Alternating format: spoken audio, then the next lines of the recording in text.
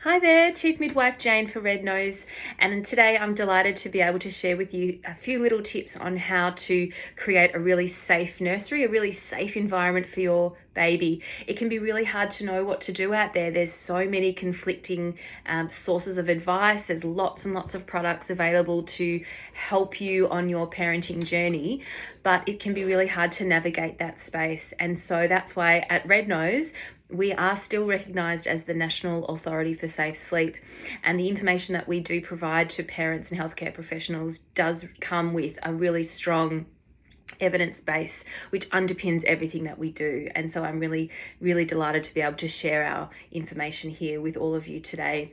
So the first thing to think about when you're building the nursery and you're building the safe sleep environment for your baby is that we really do need to keep it very simple. Our babies are very simple little creatures and they don't need very much. So the first thing we need to do is find the right sleep space for our baby. And we know that the safest place to sleep our babies is a cot or a porta cot, because cots and porta cots sold in this country must meet Australian standards for safety. They're Australian and New Zealand safety standards, and we know that those standards cover, most importantly, unsupervised long-term sleep. So that's the sleep that's happening especially at night time when everyone's gone to bed and the house is quiet. Fingers crossed. So that's the ideal sleep space for your baby. Now, the choice of mattress is really important too. We need our babies to be lying down flat on their backs, but on a flat, firm surface. This is the safest surface to keep a baby in, to keep their airways nice and open and protected.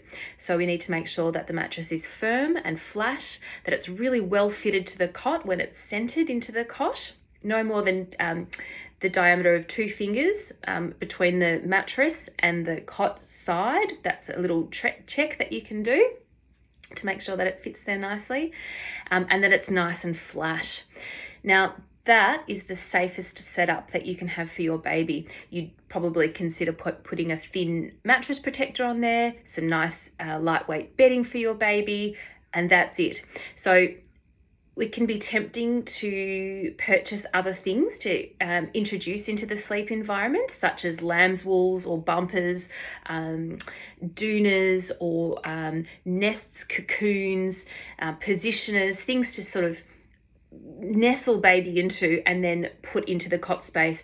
But when we do that, we're introducing significant risk to that baby, not only to their airway, but to their temperature control. And we need to make sure that our babies can modulate their temperatures in a really healthy way, but also continue to be able to ventilate in a really healthy way. So it's important that we don't add anything into the sleep space at all, because everything that we add to that sleep space is a risk.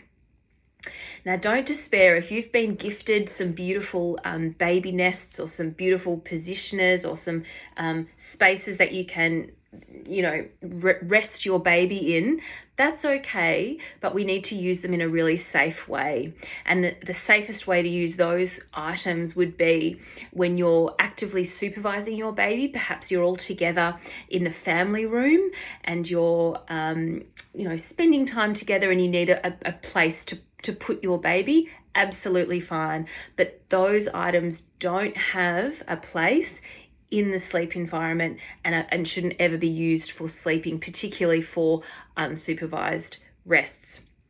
Now, if you're using sleep environments that are pre-loved, so you've been perhaps you've chosen to purchase a second-hand cot or a porta cot, or you've been given one to use, perfectly fine as well. Just make sure that obviously it's in good working condition. It's doesn't have any protrusions, no rips or tears if it's a porta cot, but also make sure that it's within a 10-year age range. And that's because Australian standards for safety are reviewed and or revised or retired every 10 years. And you want to make sure that the space that you have for your baby is the safest it possibly can be. So just to keep that in mind as well. Now, the research tells us, it's loud and clear, that you have your beautiful safe sleep space. The safest place to put that is in the parent or caregiver's room for the first 6 to 12 months of life, because it's been shown to be protective against sudden unexplained infant death by as much as 50%. And that's for a whole bunch of reasons. Now, we understand that that's not particularly practical for many families. It might not be achievable for a myriad of reasons. And so then, if you're thinking about the room that you're putting your baby in, have a look up, have a look down, have a look all around for whatever potential hazard might exist that a little inquisitive baby, that as it grows and develops, could have access to. So things like, are there any hanging cords that need to be securely fastened, curtain cords, those sorts of things. Are there any electrical devices in the room? Are there any cords that need to be safely stored away? Plugs need to be covered. All of those sorts of things. Is there a canopy in the room that needs to be taken down? We need to make sure that the sleep space, remember, is fully uncovered and clear. We don't want to be adding any unnecessary risks to our babies. Are there wall hangings that need to be fixed firmly to the wall, or better still, taken off and replaced with our wall decals? So stickers are a really great thing to do in your nursery as well. When you're thinking about your nursery furniture, chests of drawers, bookshelves, those sorts of things can be really problematic and dangerous, particularly if you've got an older baby that's, looking to climb up in the cot and pull things onto themselves. So really having a look at where you've positioned the cot, but also, is there an opportunity for you to fix those pieces of furniture to a wall or a floor? And certainly with drawers, there's lots of fantastic products that you can buy that can secure doors closed as well, so little fingers can't get caught, and they can't use those to pull furniture onto themselves and really hurt themselves significantly. Certainly as well, the third most important thing to think about when you're setting up a safe nursery or a safe space for your baby is to always make sure that babies remain smoke-free. And that's before birth and after birth. There's huge research out there that very strongly recommends that babies do remain smoke-free before birth and after, because of the significant increase that exposure to tobacco smoke has on babies with regard to their SIDS risk and their sudden unexplained infant death risk. So really important that we make sure that we keep smoke well away from our babies. You might consider having a fan, an oscillating fan in the room, to make sure that we've got good ventilation as well, particularly in the summer months. That can be quite helpful. But certainly making sure that we have our safe sleep environment, which is a cot or a porta cot. Don't have to spend much money.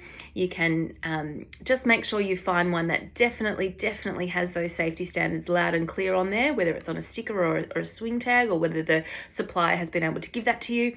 We've got a safe mattress on the bed that's firm and flat and well fitted and not tilted, with some safe bedding on there, and nothing else in the cot. So no bumpers, no extra pillows, no lambswools, nests, positioners, cocoons, anything like that could pose a risk to your baby. Okay, we want to keep these sleep environments nice and open. When you're in your nursery room, if that's where your baby is, have a little look around, make sure that there aren't any cords that haven't been safely secured away. Make sure that we don't have furniture that can easily be pulled on top of us and topple onto us.